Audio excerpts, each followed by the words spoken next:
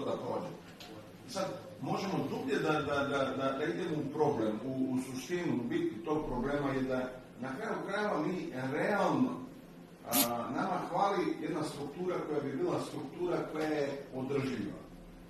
Čak i biznisi koji postoje u našem, barem u Makedoniji, su veoma vezani sa politikom.